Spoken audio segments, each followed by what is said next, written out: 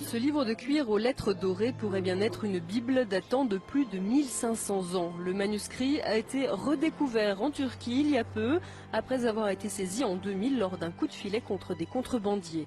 Il sommeillait depuis 12 ans dans les placards de la justice et pourtant il pourrait bien s'agir d'un vrai trésor, car il est écrit en araméen, la langue de Jésus. Il est désormais en phase d'authentification au musée ethnographique d'Ankara. D'après certains médias turcs, le Vatican aurait demandé à pouvoir le consulter. Une rumeur aussitôt démentie par le Saint-Siège.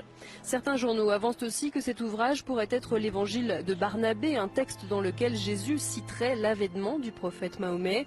Quoi qu'il en soit, le manuscrit a été placé sous haute protection. Il serait estimé à plus de 17 millions d'euros. Cette Bible soutient que Jésus n'a pas été crucifié, le Vatican est sidéré.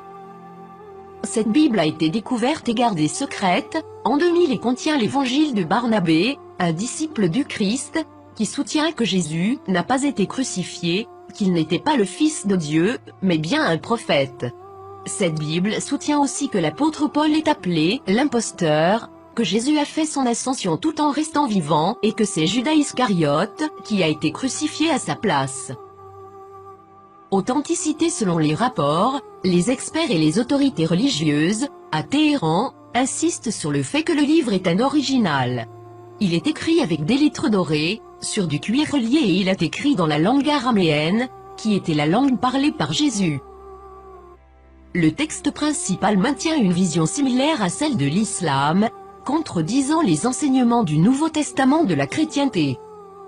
Jésus a aussi prédit la venue du prophète Mahomet, qui a fondé l'islam, 700 ans plus tard.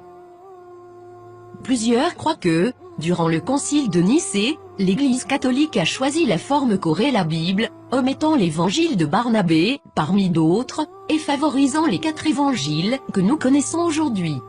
De nombreux textes bibliques ont commencé à faire surface depuis ce temps, incluant ceux de la Mère morte et les évangiles gnostiques, mais cette Bible semble tout particulièrement inquiéter le Vatican. Qu'est-ce que cela signifie pour les religions chrétiennes et ses adeptes? Quelque chose d'inconfortable. Le Vatican a demandé aux autorités turques de pouvoir examiner le contenu du livre.